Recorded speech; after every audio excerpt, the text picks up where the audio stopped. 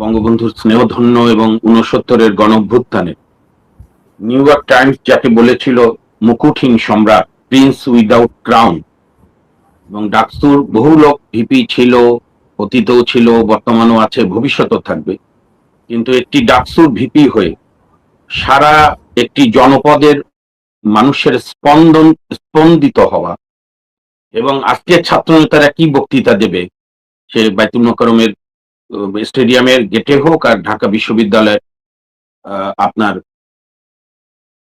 কলা ভবনের সামনের ছাদ থেকে হোক, তোফায়েল আহমেদরা হচ্ছে সেই প্রজন্মের ছাত্র নেতা যখন ছাত্র নেতাদের মানুষ সম্মান করত, তারা তাদের আদর্শ মনে করত, এবং বাংলাদেশের যে গণ আন্দোলন ৬৯-এর যে গণঅভ্যুত্থান, যেটির একটি দীর্ঘ পথ পরিক্রমা, ৪৭-এর পর বাঙালির মোহভঙ্গ, ভাষা আন্দোলন ৬২, শিক্ষা আন্দোলন ৬৬, বঙ্গবন্ধুর ৬ দফা, বাঙালির মুক্তি সনদ এবং ৬৯-এর গণঅভ্যুত্থান, এই এই এই প্রক্রিয়া এবং ৭১-এ মুজিব বাহিনীর অন্যতম ৪ সংগঠকের একজন সংগঠক, এবং মাত্র অল্প বয়সেই ২৭ কি ২৮ বছর বয়সেই জাতির জনক বঙ্গবন্ধু শেখ মুজিবুর রহমানের রাজনৈতিক সচিবের মর্যাদা লাভ করা, এটি তোফায়েল আহমেদের জীবন ছিল অ্যাকচুয়ালি আপনার ফ্ল্যামবয়েন্ট টাইপ, এবং এত ব্যঞ্জনাময়, এত বৈচিত্র্যময়।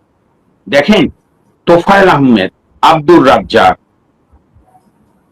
সুরঞ্জিত সেনগুপ্ত, আমির হোসেন আমু, আব্দুল জলিল, এনারা আমার বাবারাও তাদের ভাই বলতো, বাবা মানে বাবা, চাচা, আমরাও ভাই বলি, তোফায়েল ভাই একটু মুখেই এসে যায়, রাজ্জাক ভাই, আমু ভাই, সুরঞ্জিত দা, জলিল ভাই। আমার মনে আছে ২০০২-এ আওয়ামী লীগে যখন সম্মেলন করে অনেক তরুণ, মানে তদানীন্তন তরুণ নেতাদের সাংগঠনিক সম্পাদক বানালো ডাকতুর অনেক কজন সাবেক ভিপি, জনাব মাহমুদুর রহমান মান্না, জনাব সুলতান মোহাম্মদ মনসুর, জনাব আখতারুজ্জামান, এবং তার আগ পর্যন্ত তো সাংগঠনিক সম্পাদক তোফায়েল আহমেদই ছিলেন একাই অনেকদিন। তো যখন ৭টা সাংগঠনিক সম্পাদক আওয়ামী লীগ প্রথমবার কাউন্সিলে করলো, আমরা একজন রাজনৈতিক সচেতন লোক হিসেবে ফলো করলাম। তো কোন এক কারণে সুপ্রিম কোর্টে সুলতান মনসুর ভাই এসেছিলেন, যেহেতু উনি আমাদের ছাত্র জীবনেও আমাদের ছাত্র সংগ্রাম পরিষদের অন্যতম নেতা, ডাকসুর ভিপি ছিলেন। উনি আমাদের সঙ্গে একটা আড্ডায়, যেখানে যারা আওয়ামী লীগ করে তারাও ছিল, যারা আমরা আওয়ামী লীগ করি না কিন্তু মুক্তিযুদ্ধের পক্ষে তারাও ছিলাম, তো উনি হাসি ঠাট্টা করে বলছিল যে, মামুন, যেখানে যাই না কেন, যে জেলায় যাই না কেন, বলে যে আপনারা এসছেন ভালো, কিন্তু এটা আমি ২০০২ সালের কথা বলছি, কিন্তু আমরা তো আওয়ামী লীগ বলতে বঙ্গবন্ধু বা তাজউদ্দিন বা পরবর্তীকালে শেখ হাসিনা তো আছেনই সভানেত্রী, কিন্তু তার বাইরেই বুঝি তোফায়েল ভাই, রাজ্জাক ভাই, আমু ভাই, জলিল, সুরঞ্জিত, বিশেষ করে তোফায়েল ভাই এবং রাজ্জাক, পরে আমু ভাই, জলিল ভাই। তো সেরকম একজন মানুষ আজকে আমাদের মাঝ থেকে চলে গেলেন। দেখেন, আমি রাষ্ট্রীয় স্বীকৃতি বা তার দল তাকে কি রকম ট্রিট করেছে, এগুলো আজকের এই বিদায়ক্ষণে এই আলোচনাটা আমার কাছে খুব প্রাসঙ্গিক মনে হচ্ছে না। কারণ বাংলাদেশের ইতিহাস লিখতে গেলে তোফায়েল আহমেদের নাম লিখতে হবে, বাংলাদেশের গণ আন্দোলন, বাংলাদেশের মুক্তিযুদ্ধের ইতিহাস লিখতে গেলে তোফায়েল আহমেদকে অন্যতম বীরের ভূমিকায় লিখতে হবে। ঠিক যেরকম আমাদের মুক্তিযুদ্ধের ইতিহাসের মহানায়ক যেরকম জাতির জনক বঙ্গবন্ধু শেখ মুজিব, আমি বলি যে বঙ্গবন্ধুর জন্ম না হলে বাংলাদেশ যেরকম মুক্তিযুদ্ধ শুরু হতো না, আবার তাজউদ্দিন সাহেব মুক্তিযুদ্ধের প্রধানমন্ত্রী হিসাবে দায়িত্ব না নিলে মুক্তিযুদ্ধ সম্পন্ন হতে আমাদের অনেক সময় লাগতো, সেরকম এই তোফায়েল আহমেদ, আব্দুর রাজ্জাক, সিরাজ আলম খান, শেখ ফজলুল হক মনি, এখানে একটা ক্যাভিয়েট দিয়ে রাখি, শেখ ফজলুল হক মনি ২ ছেলে বাপের পরিচয় বেঁচে, ফুপু বা খালার পরিচয় বেঁচে যা করেছে করেছে, কিন্তু ফজলুল হক মনি সাহেব কিন্তু ছাত্রলীগের জেনারেল সেক্রেটারি বা পরবর্তীকালে মুজিব বাহিনীর প্রধান বা মুক্তিযুদ্ধের অন্যতম সংগঠক। এটা কিন্তু তার স্বীয় যোগ্যতায়, তার স্বীয় মেধা মননে, কারণ বঙ্গবন্ধু ওই আওয়ামী লীগে তখন কোনো পরিবারতন্ত্র ছিল না। আজকে তোফায়েল আহমেদের সঙ্গে আমাদের মতো সাধারণ মানুষের তো স্মৃতি খুব দুষ্কর, কিন্তু আমার একটা স্মৃতিচারও ওনার কাছে বেশ কিছু সময় কাছাকাছি যাওয়ার সৌভাগ্য হয়েছিল।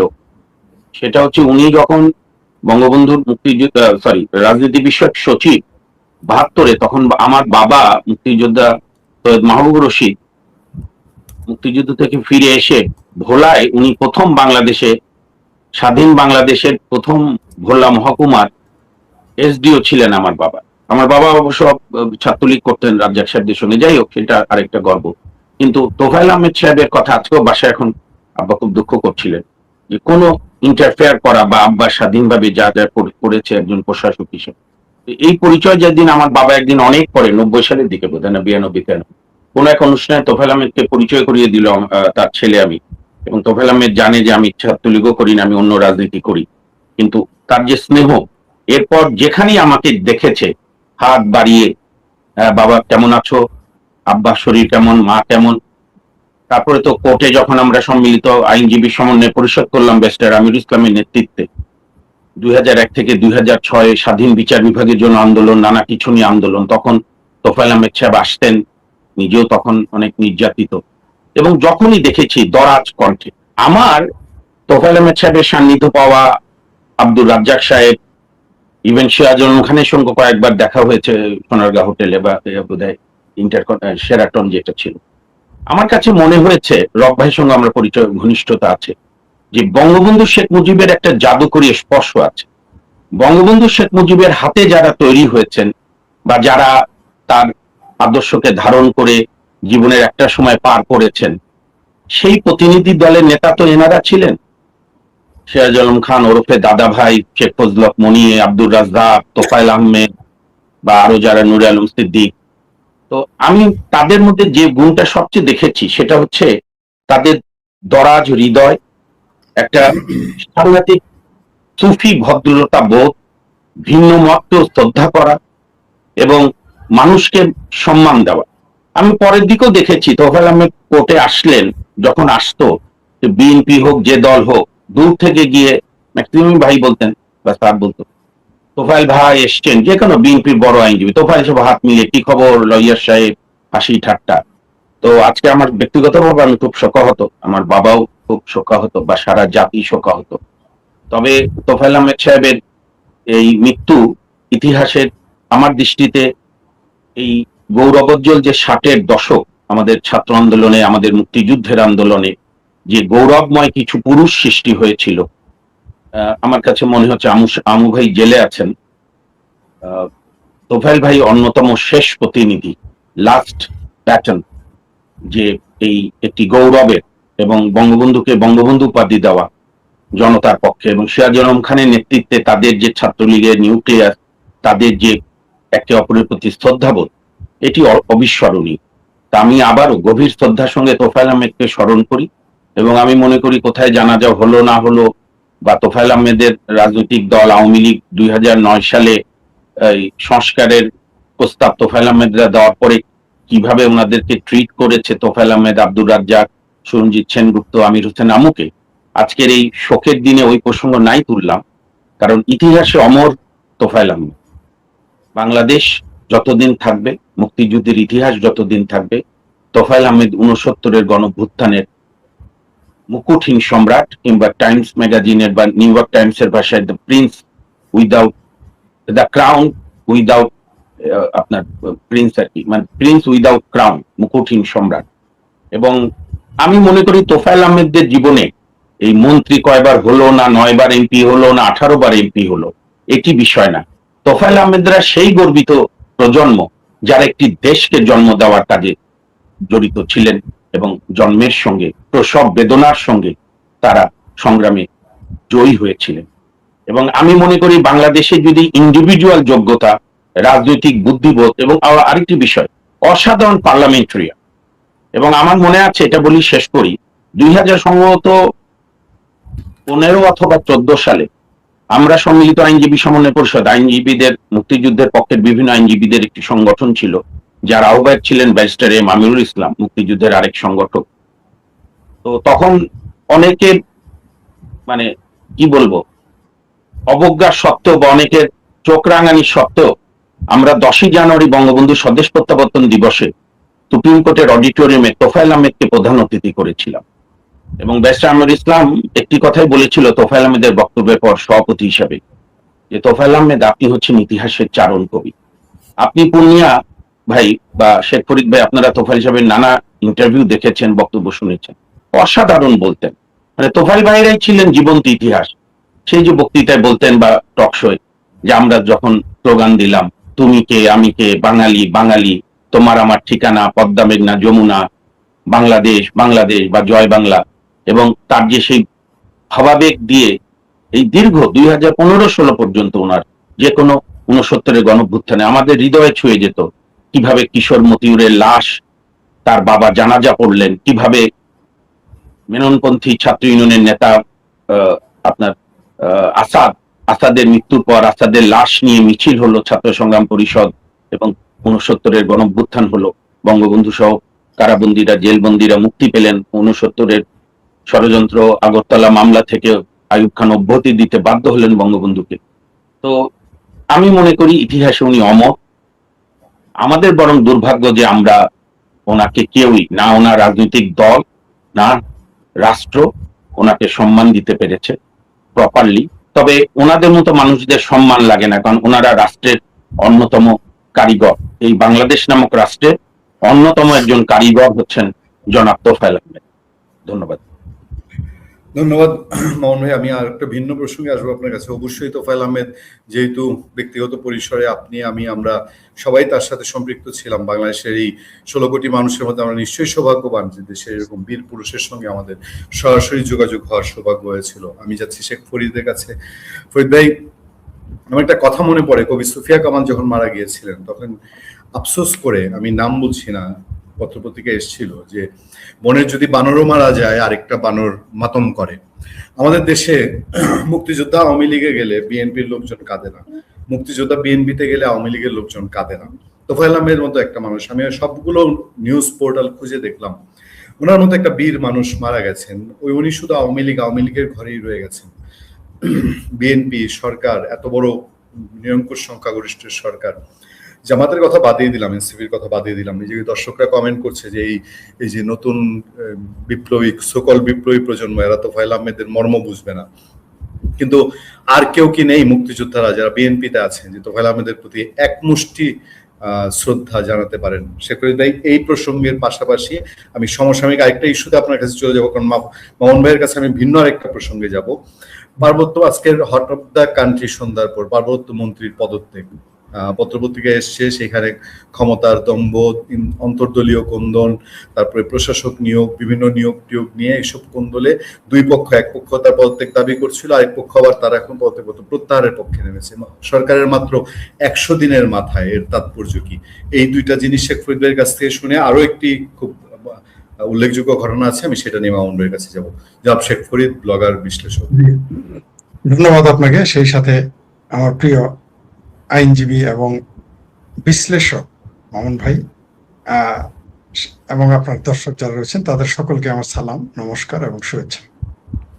আসলে আপনি যে কথাটা বললেন, তোফায়েল আহমেদ একটা নামেই তার ইতিহাস। বঙ্গবন্ধুর সহচর হিসেবে বর্ণাঢ্য, তার জীবনটাই হচ্ছে বর্ণাঢ্য। ছাত্র জীবন বলেন, রাজনৈতিক জীবন বলেন, বর্ষিয়ান রাজনৈতিক বলেন, আর ছাত্র নেতা তোফায়েল আহমেদ বলেন, আর বর্ষিয়ান রাজনীতিবিদ তোফায়েল আহমেদ বলেন।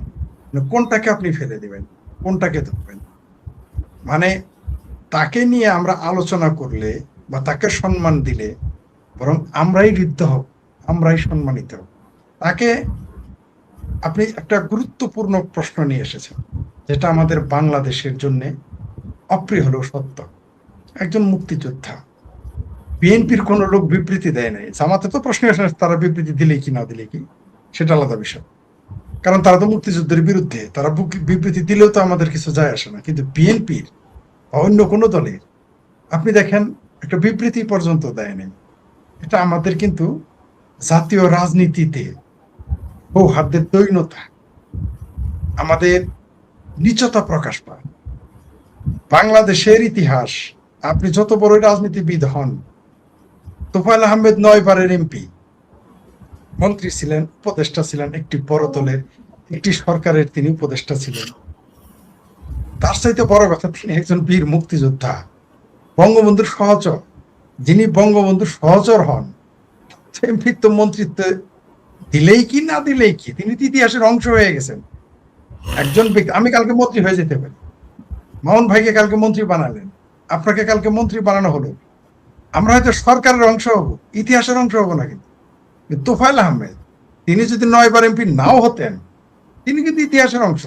যেটা আমাদের সৈয়দ সাহেব বললেন যে বঙ্গবন্ধুর সাথে একেবারেই সহযোগ। আপনারা যেমন তাকে কাছ থেকে চিনেন, আমার হয়তো সেই সুযোগ হয়নি, কারণ আমার অত কাছে যাওয়ার সুযোগ হয়নি তার। আমি রাজ্জাক ভাই পর্যন্ত গিয়েছে, তার কাছে যেতে পেরেছি, যদি তাকে ভাই বলে, সে তো আমার অনেক সিনিয়র। তারপর ওই যে বললেন যে বাপেও ভাই বলে, আমরাও ভাই বলি, বিষয়টা এরকম।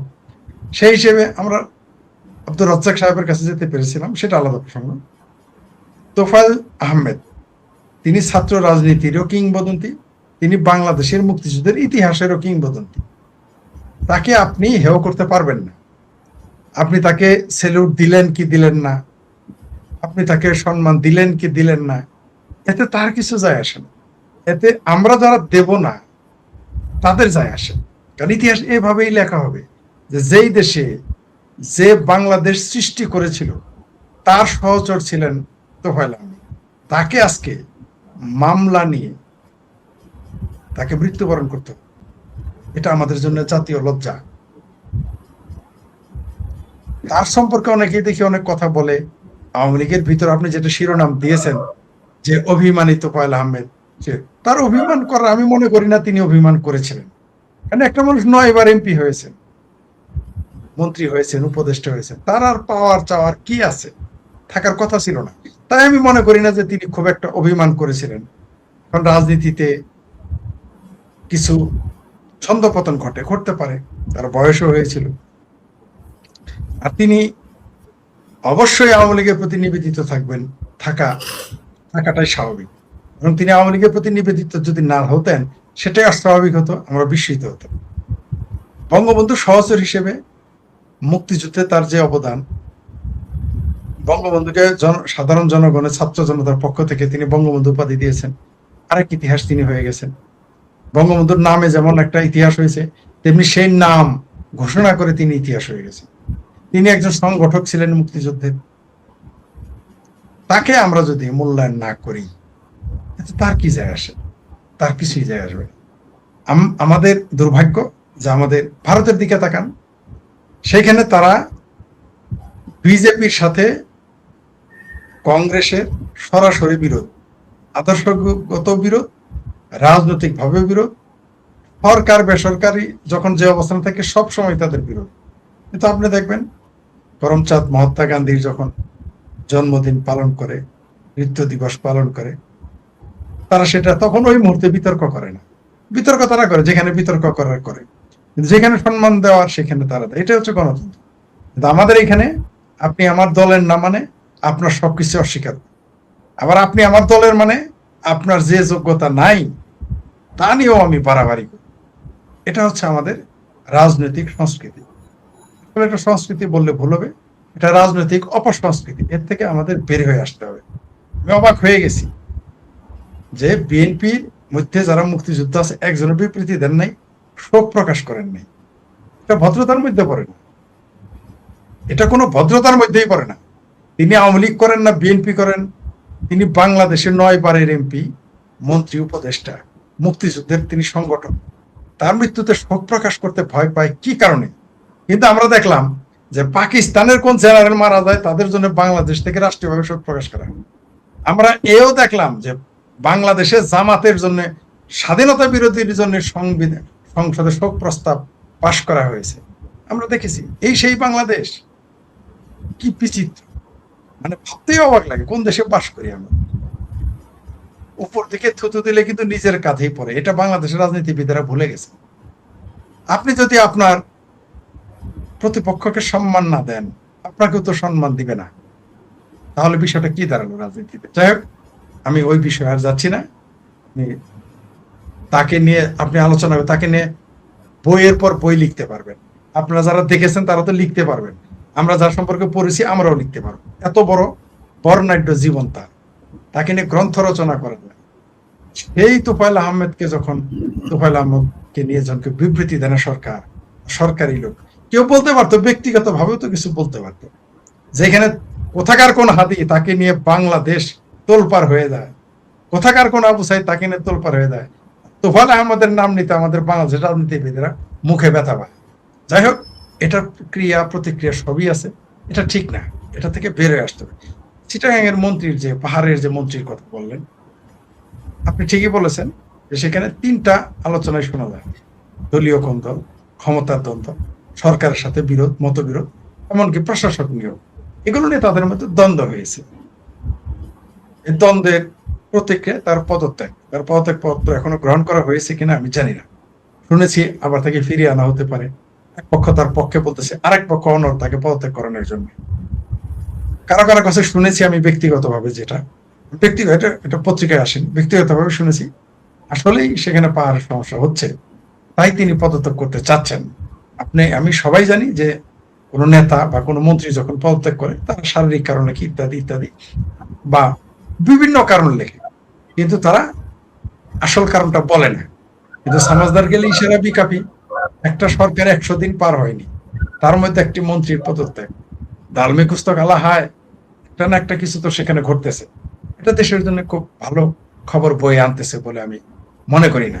কারণ এমনিতেই দেশের যে অর্থনৈতিক অবস্থা, রাজনৈতিক অবস্থা, আইন ও বিচার, আদালত ফাংশন করতেছে না, পুলিশ কাজ করতে পারতেছে না স্বতঃস্ফূর্ত ভাবে তার দায়িত্ব নিয়ে, তার মধ্যে একজন মন্ত্রীর পদত্যাগ, এগুলো অনেক কিছুই ইশারা দেয়, আমাদের অনেক কিছু জানান দেয়। অনেকগুলো অনুমান করা যায়, কতগুলো অনুমান করা যায় না। আমাদের অপেক্ষা করতে হবে যে আসলে বিষয়টা